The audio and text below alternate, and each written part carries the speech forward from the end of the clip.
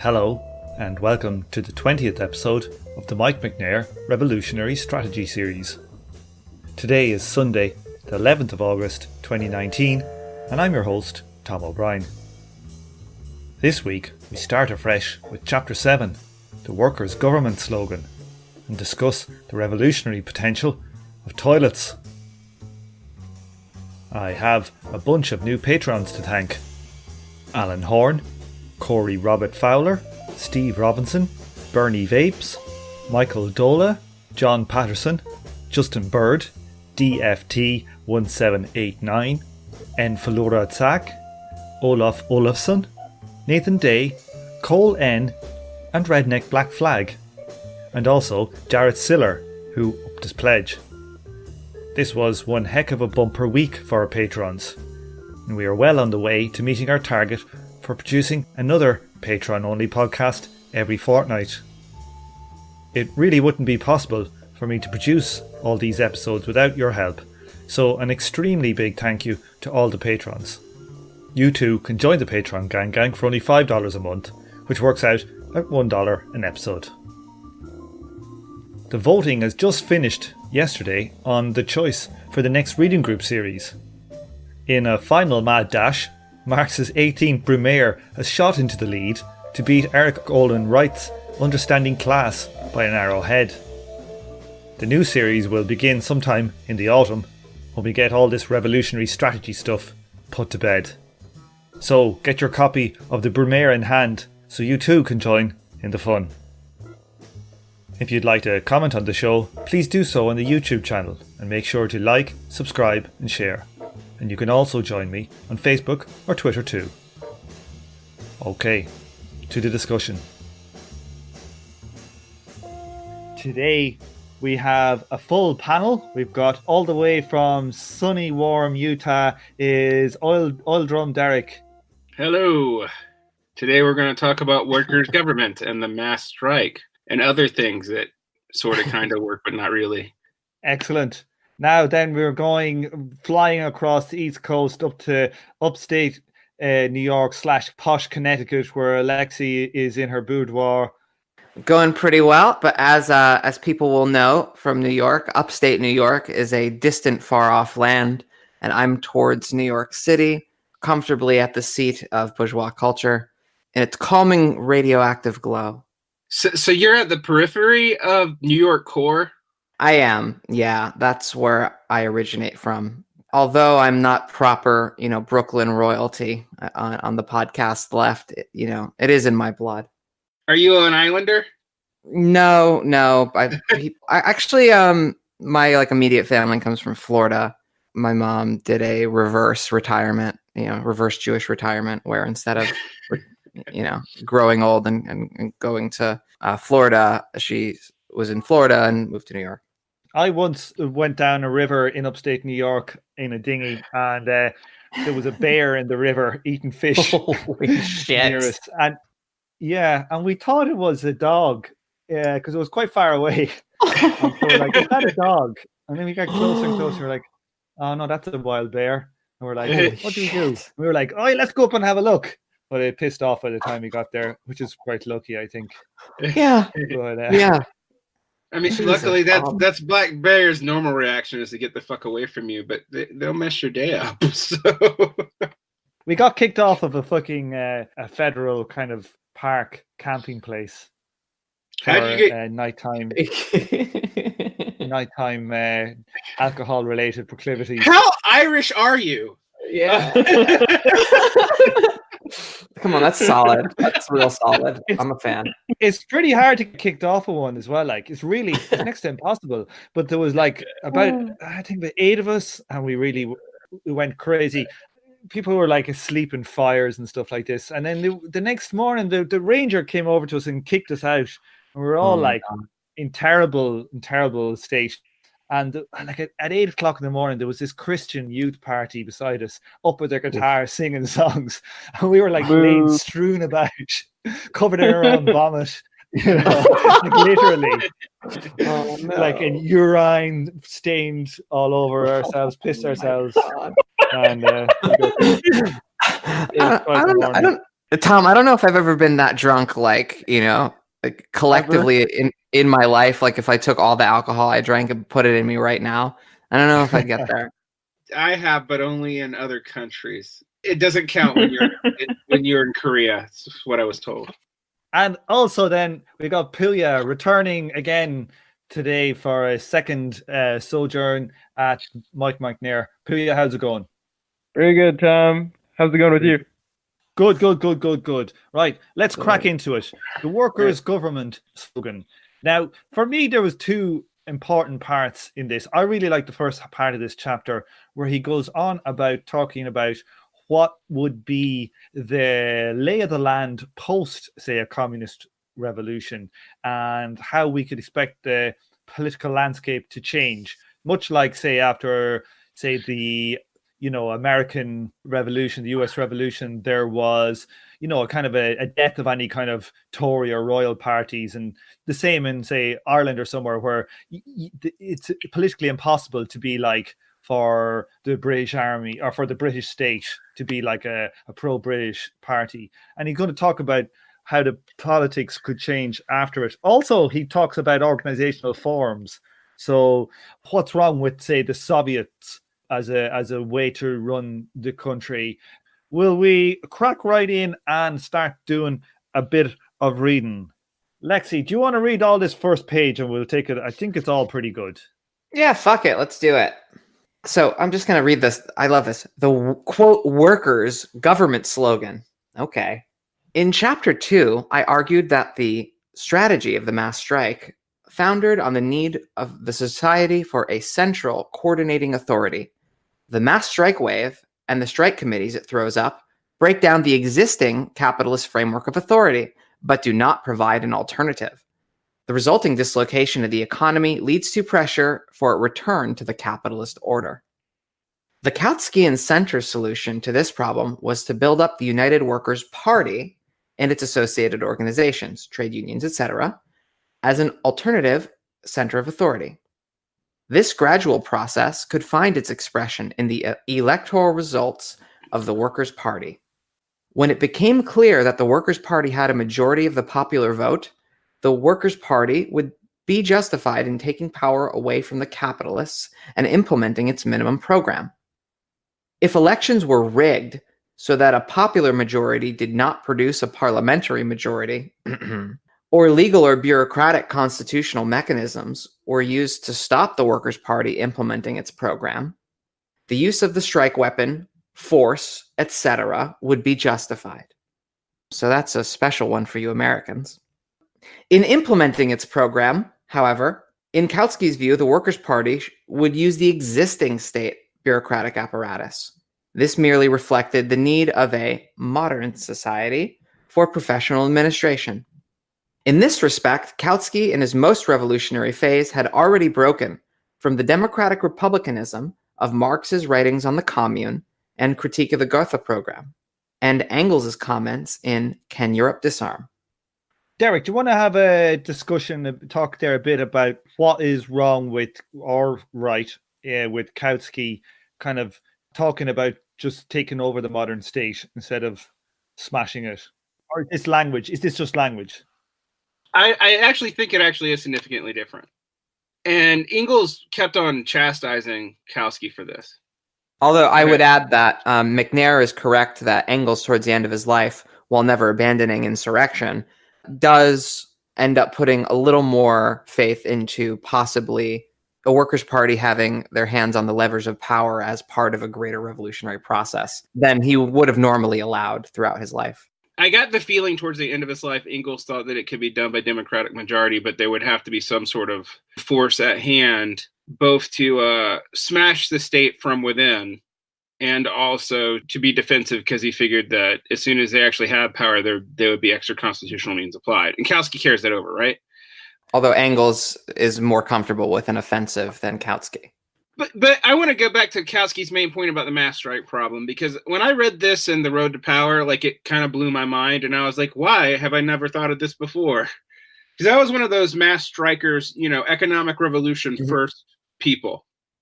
And then I thought about it, and I'm like, wait, if we have a strike and there's no opposing power structure, what's going to happen? Well, McNair actually doesn't state this here, it states it elsewhere. You probably won't win because the capitalists have the resources. They'll starve you out. And we've actually seen this in even limited strikes in real life. So that's a real limit to view. But let's say you do win, you also don't have any alternative power structure. And it's funny because I was thinking about in that second paragraph in this, before we get to where Kautsky's wrong, there's so much modern lefty misunderstanding addressed in one paragraph. So what that second paragraph is the actual like pre-Lenin, although Lenin's the person who calls it this, strategy of dual power. And the dual power strategy is literally like you have all these alternate forms of association which could basically serve functions of the state. Now, this has real limited use when the state's actually working because the state has more resources than you by definition. But the reason why you have this is when you have the revolution or when you have the strike or even the democratic, the quote unquote democratic revolution, when those state organisms fight back, you need alternate authority structures to contend with them. And having seen this in, I don't know, real life, because I was in Egypt right after when the counter revolution happened, that was a case of where they had to rely on all the existing institutions with most of the same existing functionaries, and also it didn't help that the Muslim Brotherhood was kind of incompetent. That they could be both sabotaged from within and have their own incompetency throw their democratic revolution to the wind, and then react to that, they would have executive overreach, which would then give legitimacy to deposing them.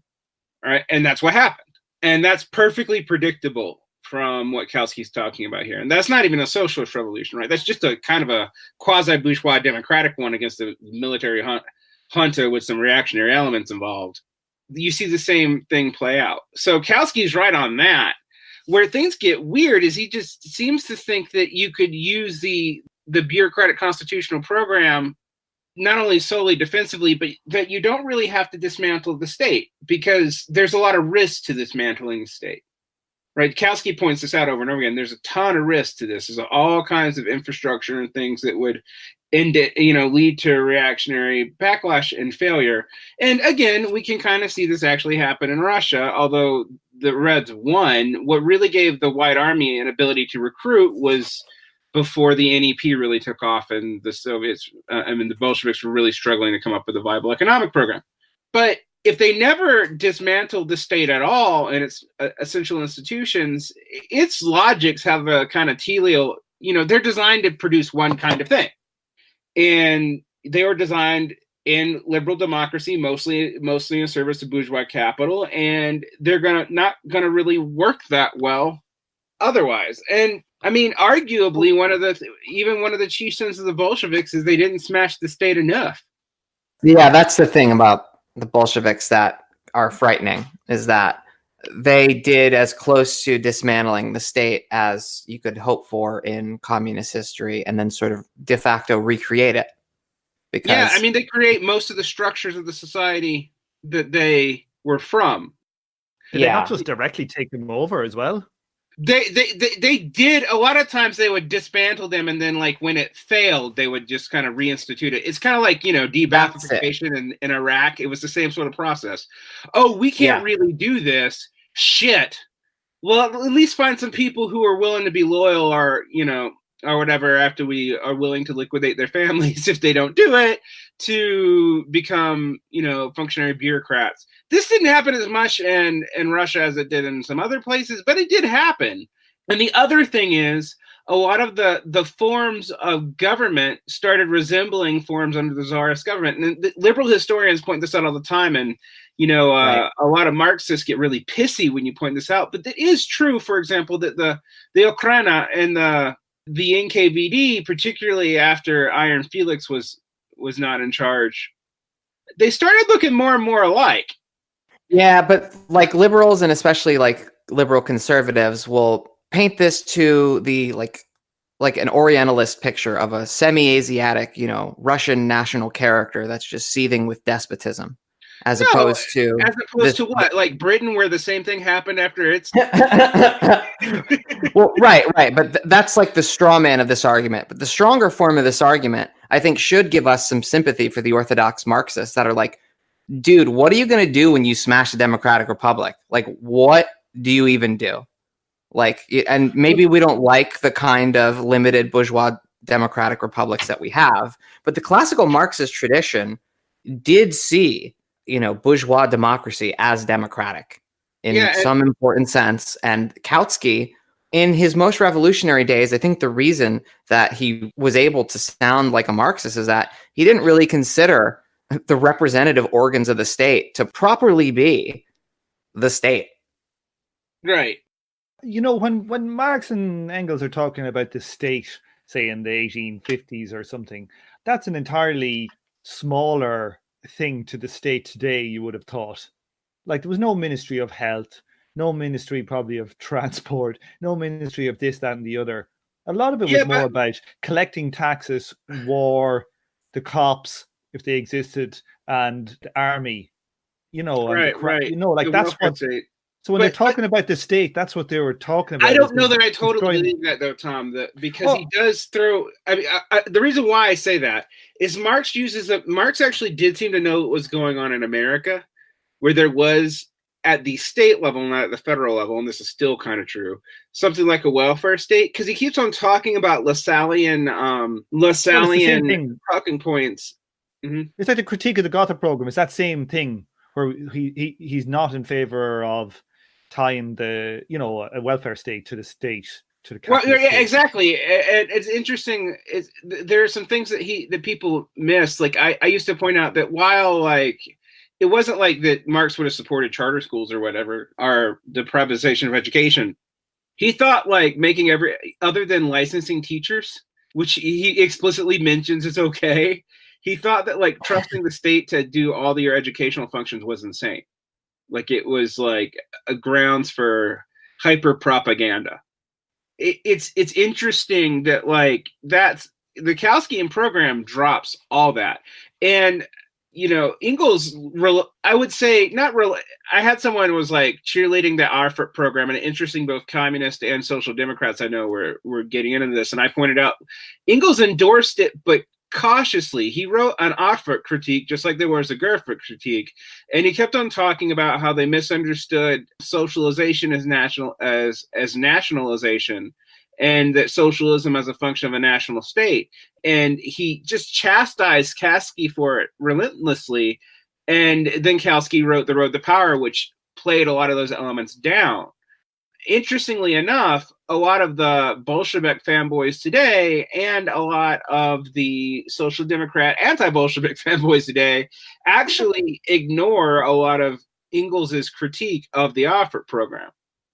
And I think this is actually directly relevant here, because the idea that you could use all the state functionaries and just like democratically control them without changing them very much, just change their orientation. I think Marx would say, the democratically control them, you actually have to fundamentally break them in a way that doesn't look like what Kautsky was actually arguing for. Because Kautsky's conception of socialism does seem like Lassalleanism. And I know for our listeners who aren't up on the nuances of socialist history, that sounds like I'm just using jargon. But Lexi, can you feed into that a little bit? Yeah, so I follow McNair as using Lassalle as a sort of signpost for the right socialist strategy of buddying up with anti-bourgeois forces like that are kind of previous ruling classes. So Ferdinand Lassalle, as a hero of the German labor movement, famously was seeking Otto von Bismarck, the great Prussian militarist, and Prussian being a forerunner to Germany here, trying to get his help in fighting capitalism, essentially. And this is like a right-wing socialist strategy par excellence that we associate with Lassalle, which maybe is a bit of a sad way to remember him because he seemed like a solid dude. Does that plug any holes? I think there's a little bit more than that, though. It's not just signing up with the anti-bourgeois elements. It's also Lassallean's clear usage of the forms of the bourgeois state in ways that weren't even as radical as like the bourgeois state in America is. That was Marx's critique, not McNair's. I mean, it's not even just the bourgeois state. It's a aristocratic militarist state. It's a pre-bourgeois state that he's willing to align with in order to curtail bourgeois forces from even like forming in a proper state like the Weimar Republic or something. Yeah, and you know what? I would say a lot of anti-imperialism actually does this explicitly. So Yes, that's why it's a strategy that has outlasted the time, and Lassallean is the way that as I say it. But maybe we should find another term. Why did you say that, Derick? That anti-imperialism does this, like with aligning with, Oh man, like the rabbit hole. Assad and these people? because a lot of times there's talk of national bourgeoisie versus comprador bourgeoisie, and they actually see the comprador, aka the international bourgeoisie, as more repressive than the national one, which is nutty. Like you'll see these socialist governments, particularly in Africa, use like tribal rights, tribal land right claims and stuff as their grounds for allegiance with like kind of old aristocracy or and the idea there is like, it comes from the greater contradiction logic of Mao, but Lassalle had already kind of justified that. And like a lot of the legitimate objections to anti-imperial politics are not really about anti-imperialism, although some of them are just chauvinism. But some of the more good faith ones point out that you keep on homogenizing these prior groups and pretending like there's no class struggle within a society, that there's just the imperial capitalist and somehow everybody else, even if those everybody else are pre-bourgeois, so that if there's no bourgeois form, there's no proper workers form either. And you're conflating like the dispossessed or the oppressed with the workers.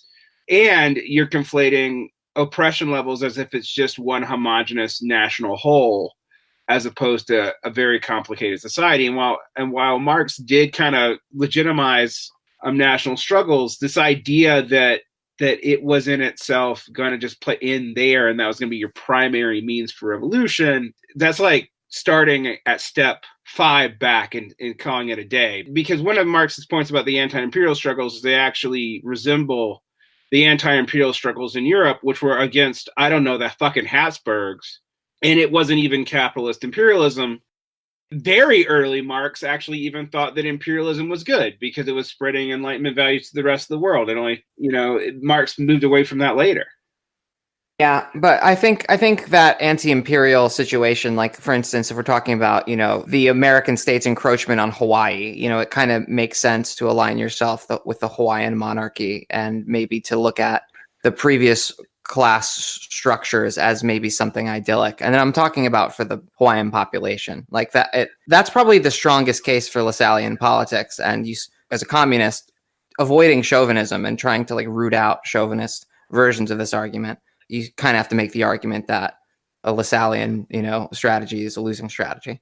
Well, what you have to point out is what would Hawaii have done if it had maintained independence? It would have developed its own capitalist class under leadership of the aristocracy, or it would have been taken over by somebody else. So it's the only real 2 viable options.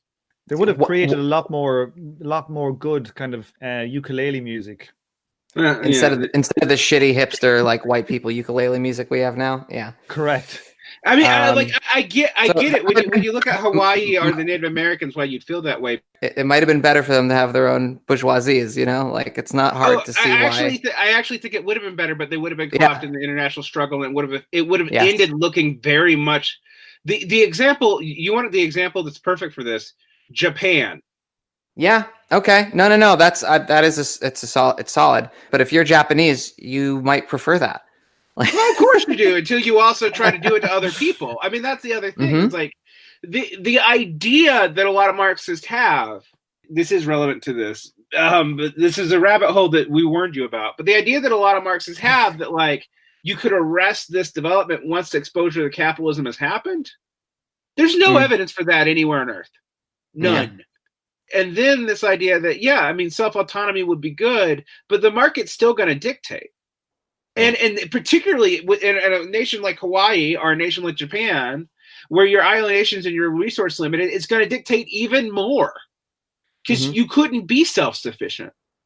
I remember listening to, on a kind of semi-related note, I was only taking the piss there about the ukulele music, but I was listening to BBC Radio 4 about 10, 15 years ago, and it had this program called From Our Foreign Correspondent.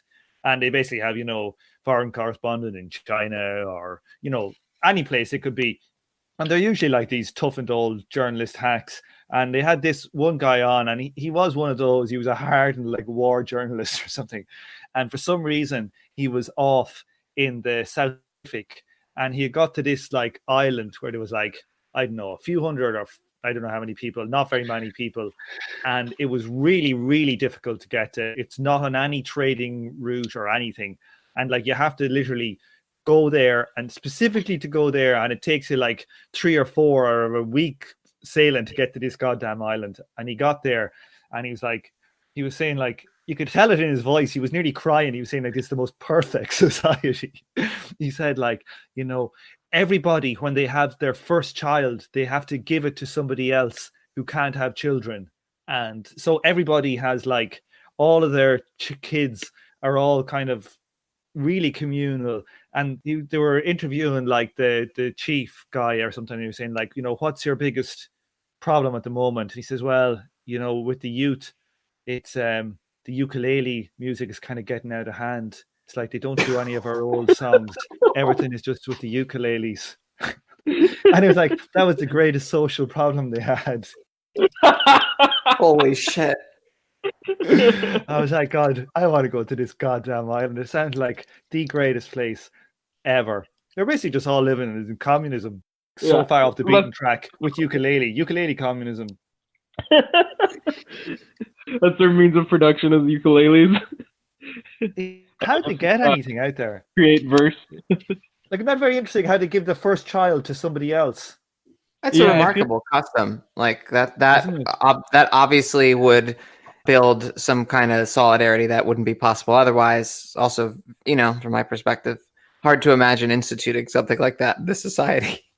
It's fascinating how all the Evo Psych people point out that would say that doesn't make any sense. And then you're like, yo, it totally does. Because you tend to share DNA with your kinship group. So like, and your kinship group is usually really large. So even from the most radically reductionist, which I think it's probably wrong anyway, it would still make sense. But why does no one do it? Well, there's other reasons, right? Like, it has nothing to do with genetics.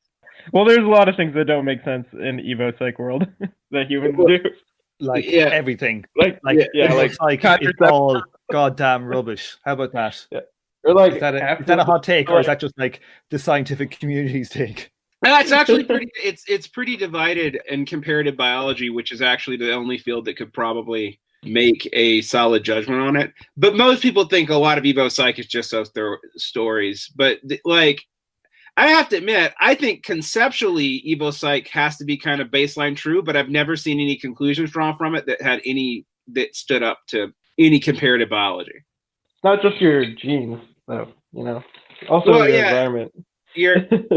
Well, the whole genetic environment distinction, when you think about genetic triggers, is really fucking, like, not even introducing epigenetics. Like, it's just not that valid, right? Because half your genes won't manifest.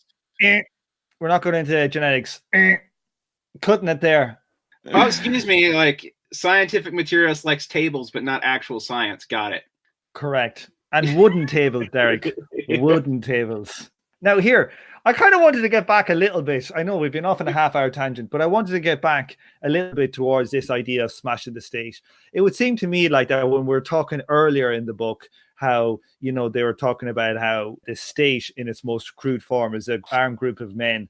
And I think definitely in a revolutionary period, you kind of need to break up definitely that part of the state, or, you know, and completely realign it quite quickly.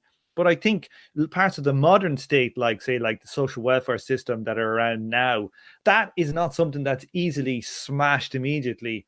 Like, it would seem to me in a revolutionary transitional period, like to get all of those functions that are currently in the state and change how they operate and make them largely democratic is kind of like not the emergency smash the state stuff. That's more of a kind of like implementing what you want. And look, just like, say, implementing a planned economy, you can't just smash the entire economy and then the planned economy will work just immediately. It's like there'll be 10, 15-year programs. They're very, very complex programs. So I think the idea of smashing the state has to be kind of teased apart.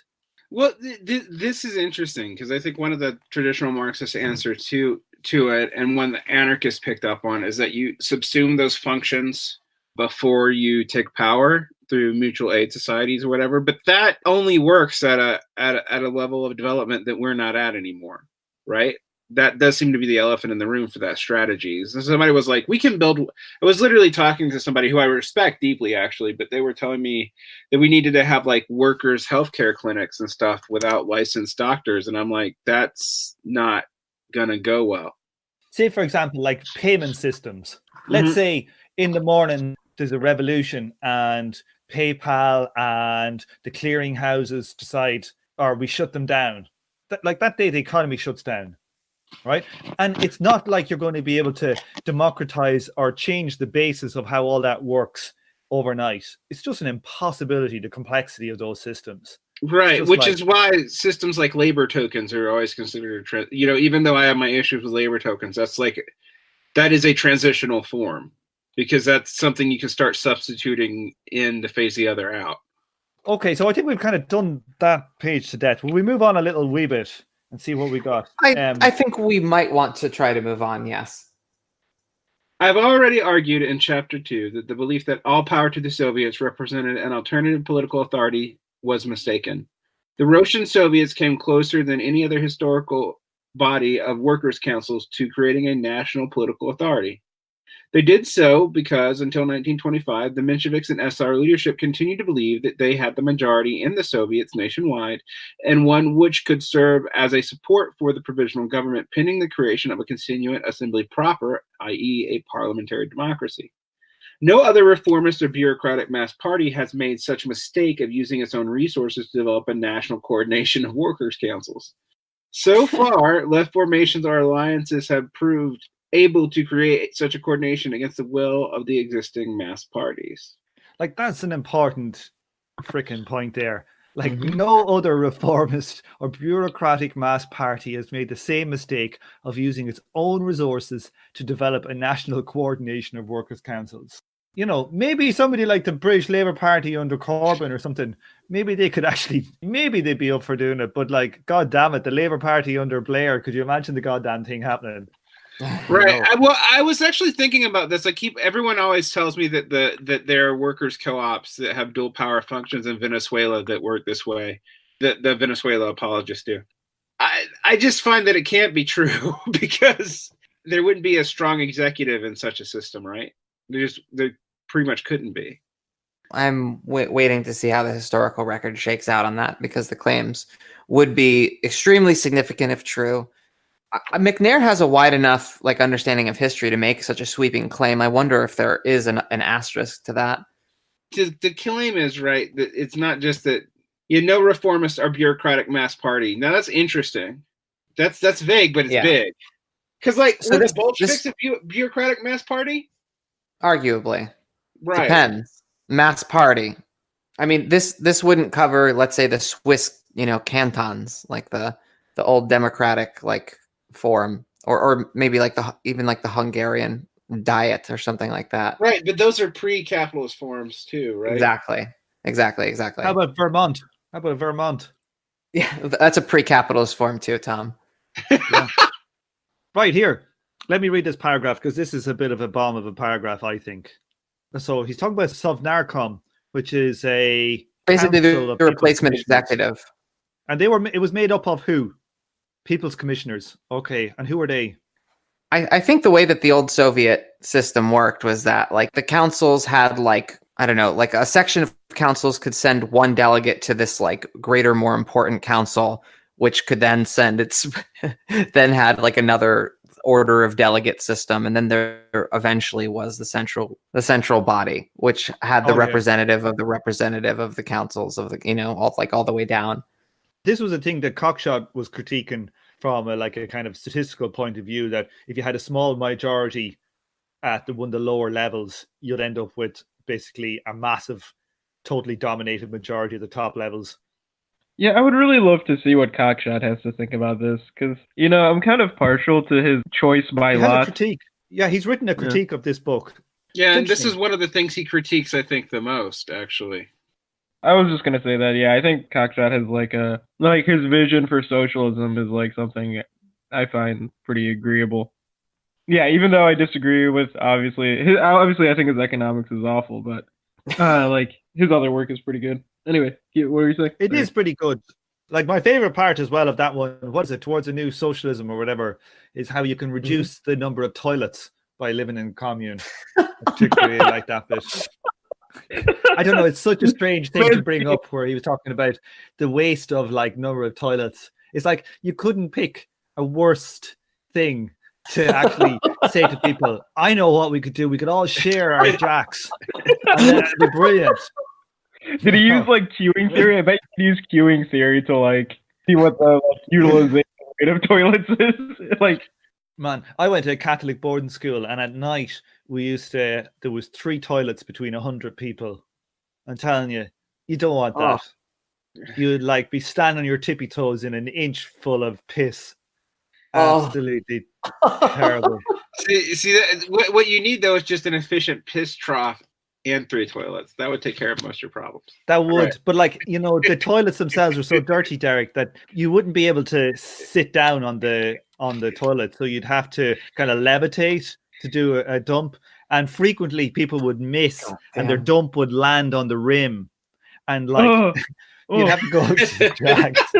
And it'll be just like a long stool just lining its way around the rim of the toilet. And You know what? Now that I'm thinking about it, maybe we should just double down on bourgeois liberty and everyone has like a self-cleaning robot toilet in their room or something. Because I don't think collective bathrooms are a good idea anymore. we could do some modeling. We could do some serious modeling of this. Well, you could also design something more efficient than a toilet because, living in places that don't have them, there are more efficient ways to poo. You could beam the matter out of yourself like in Star Trek. Or you could just do those fun squat toilet things that they have in East Asia and get your core strength really good. I had to squat for 5 years in boarding school, where you were just living in fear of the toilet. I swear to God, I don't ever want to squat again. Like, it was so bad. One day I was annoying this guy. I took the piss out of him, and he was older than me, a big guy, and he ran into the jacks after me. And I jumped into the jacks and I closed the door. There was only 3 for the whole floor. And he jumped on top of the bowl of his other toilet so we could climb over to beat the crap out of me. But the entire bowl shattered and he got his foot landed right in a big lump of shit. And all the water and the piss flowed all over the toilet. And then we had 3 toilets between 200. The whole floor wasn't able to use them. That's my hatred of. I'm going to try and read this. We've been trying to actually start this paragraph for about 25 minutes. This has got to be the worst podcast of all time. Or the best. All right. I think Robert Pouya would be really proud of the way we've routed our ADD into something productive. Was it Charles Pouya? God, yeah, Robert Pouya. Anyway, we're done. I'm done. Maximum toilet theory. Let's talk about Sovnarkom. One more before we start. They had this really strange rule in boarding school, right? That at 10 o'clock your lights were out, and then you weren't allowed to go to the toilet. No one's allowed to go to the toilet until 11 o'clock. What did you do? Going for a piss. Sometimes you piss in a bottle or a sink if you were lucky to have one in your room. No. But what they used to do, actually, like people used to do, is they used to piss into like an empty bottle, like a Coke bottle, a big one or something, and they would use it as a hot water bottle because it was so cold. Yeah. Like they would use it to keep themselves warm? Yeah. No, I've lived in places where that's common practice, actually. Where? And when it gets super fucking cold in some of the places in Southeast Asia during the winter, because it's not cold enough for most of the year to necessitate actually having a heater, they use hot water bottles and they use these little heat packs. But when you run out of that, or when you really have to pee and you can't go to the outhouse, because some of these places don't have indoor centralized plumbing, you pee in a plastic container, seal it up, and use it as a hot water bottle. Use it to keep your hands warm. Well, I'm glad to hear it wasn't just me. You're not the only weirdo. It occurs to many. It occurs to many people that urine is warm. So warm. Maximum efficiency in communism, people. All heating will be done with urine. with your own urine. Oh, You'll walk around with self-urinating clothes. God, you know the geodesic. Who's the guy who did the geodesic dome? And then we'll get back on top. Engelbert Huckerbrinker or something like that. Yeah, I mean Isn't it? the guy who actually came up with that. He was like this technocrat utopian, but he actually has long tracks about more efficient ways to process waste. And it wasn't like everybody gets to share a toilet, but it was just like the future sounded like techno composters is what it sounded like. It's like, why are you wasting all that nitrogen? I'm like, yeah, why are you wasting all that nitrogen? His name is R. Buckminster Fuller. Yeah, isn't it? it's Buckminster Fuller. Buckminster Yeah, Fuller. there's whole like long descriptions of what he thinks future toilets would be like. It's not just Cockshot who's had this idea, although I think Fuller's discussions were actually probably better. Yeah, I'm just going to say it right now. I don't want to have to deal with the bathroom system designed by Paul Cockshot for a number of reasons. Oh, Yeah. yeah. Ooh. Okay. All right, let's move on. Let's keep going. Sick burn. Okay, I am going to read this. If it fucking kills me, I'm going to read this paragraph. Okay, everybody shut the fuck up. Right. Once I get started, I can't stop. 5 years of fucking hell. Okay. Sounds That's like hell, Tom. It really does. That's the good stuff. Like, that's the good shit. Okay. Okay, wait. I'm going to read it. I'm going to read it. Nor could Sovnarkom base itself fully on the Soviets and their militia aspect. As I have said, the Soviets did not attain a governing character, but met episodically rather than in a continuous session. The militia proved insufficient to hold back either the Germans or the whites, so that Sovnarkom was forced to create a regular army and with it a bureaucratic apparatus. The problem of authority over the state bureaucracy was unsolved. Lenin and the Bolshevik fell back on the forms of authority in their party, and as these proved a problem in the Civil War, almost unthinkingly militarized their party and created a top-down bureaucratic regime. You know what's funny about this though? This same problem actually came up in the context of the American Revolution, and frankly, and I know I'm going to get shit for saying this, George Washington handled it better. Yeah, it's true. Ooh, hot take. It's really true. The leader actually refused to militarize, even in the context of rebellions and civil war, the executive structure along the lines of the military. Interestingly, it took a military leader not to do it. And this is something I've thought about a lot because we talk about party structures, but almost all the party structures are post. Brest-Litovsk Treaty actually screwed everything up for everybody. You know, I actually do think that the left comms along Duvay's lines have a point when they point out that pretty much when the left SRs broke with the Bolsheviks and there was no attempt of expansion because of the Brest-Litovsk Treaty, that things were pretty much done. They were going to go to where they went. I just think this idea that he says here about the Soviets not being in continuous session, like that's really fundamental. Like if you're talking about organizational forms, if you look in the bourgeois state, the cabinet or the House of Representatives or the stuff, like they're always meeting, they're always there to be able to discuss whatever the hell is going to go on, going down in the country. Like well, if that's you have not true in the United States, actually, but the executive's always meeting, which actually probably is why the executive's more and more powerful over time.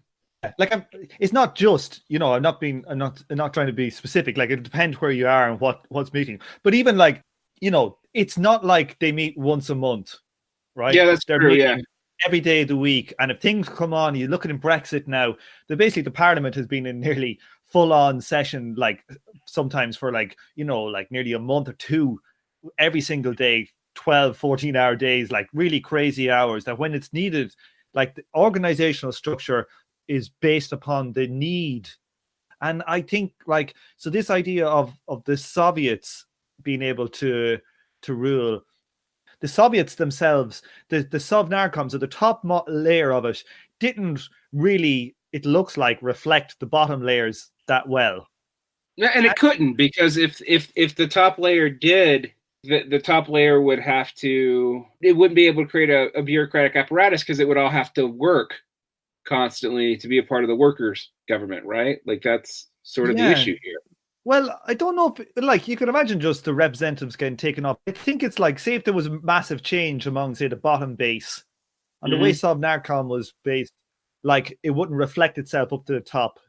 And what ended up like happening, you see, is that the Soviets didn't control Sovnarkom really. In reality, Sovnarkom probably just became its own goddamn bureaucratic apparatus. Right. And well, Yeah. it definitely did. So they created an army that had a bureaucratic apparatus, and then the Bolsheviks, in response to that, had to further militarize their already kind of militarized party. And they had to maintain that during the Civil War, but that's what leads to the structures you see under Stalin, where you have, and I mean, this is even true in like North Korea, excuse me.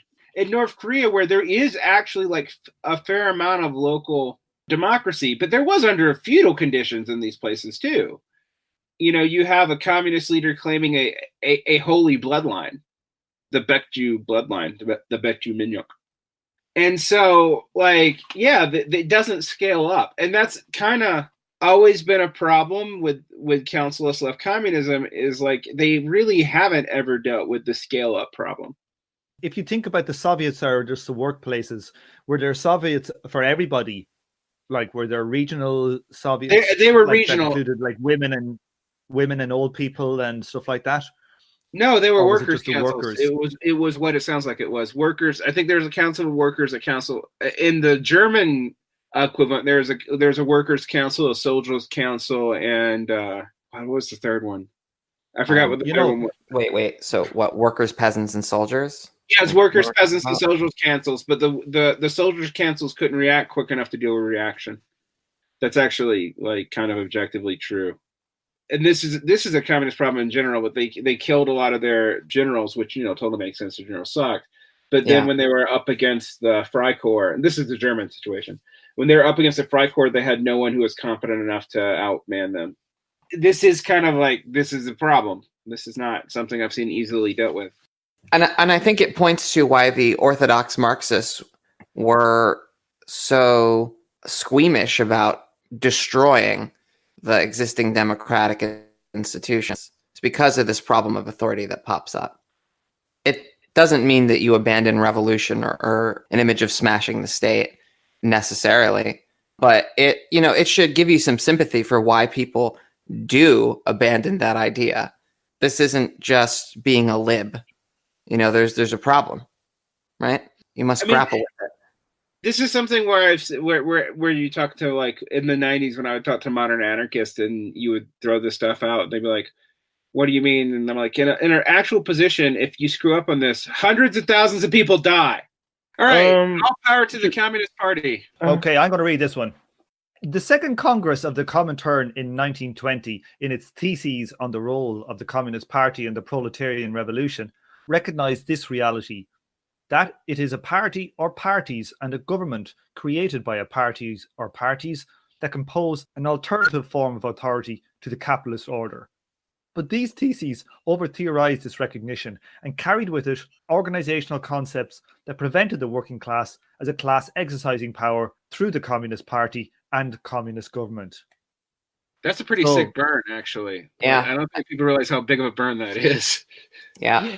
I just want to say, so begins the part where he delivers on his promise to look at the 21 theses and critically engage with them, like thesis by thesis, and even just like section of a thesis by section, which is something I haven't seen all that often done in anything like Good Faith.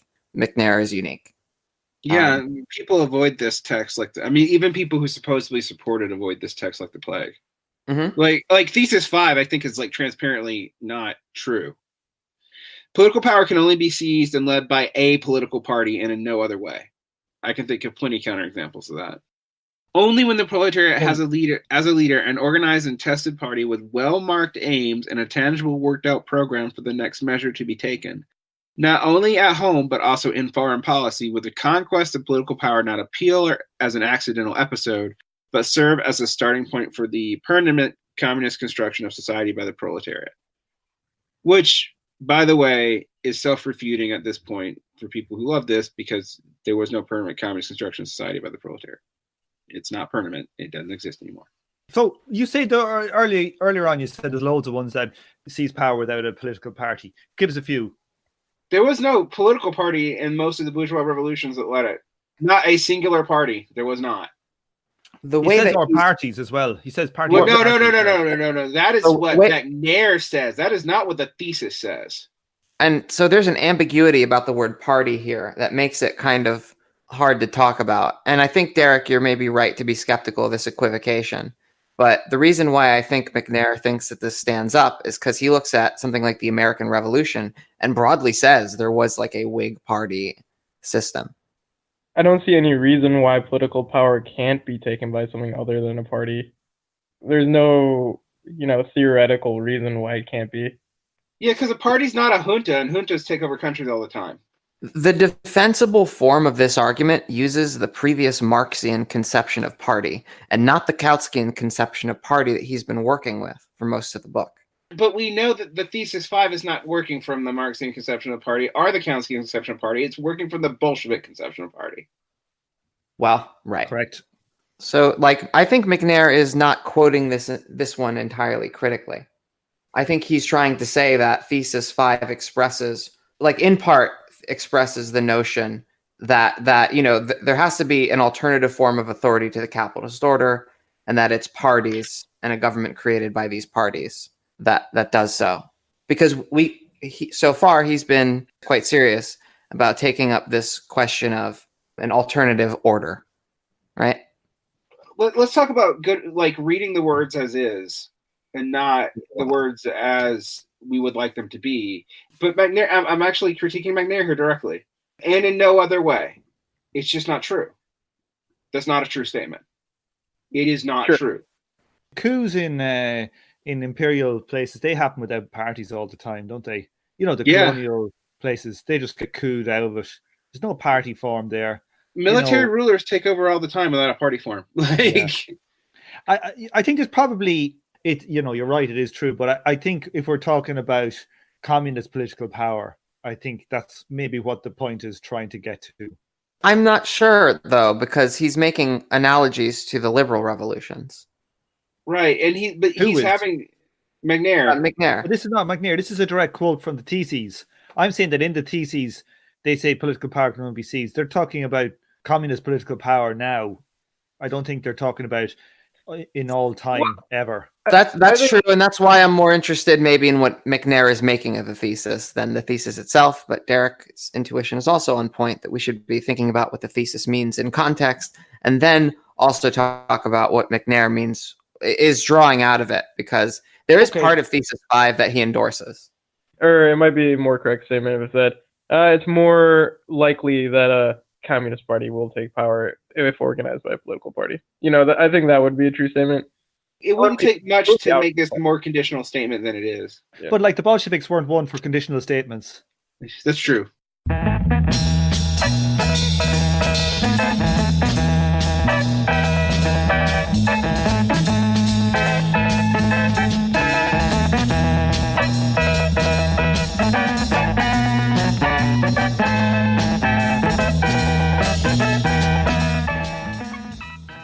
On this episode, you heard the theme tune, The Order of the Pharaonic Jesters, and The Night of the Purple Moon by Sun Ra and his orchestra. Thank you for listening, and please join me for the next episode of From Alpha to Omega. This show is a member of the Emancipation Network, a Marxist podcast and research collective. Make sure to check out our network sister podcasts, General Intellect Unit and Swampside Chats.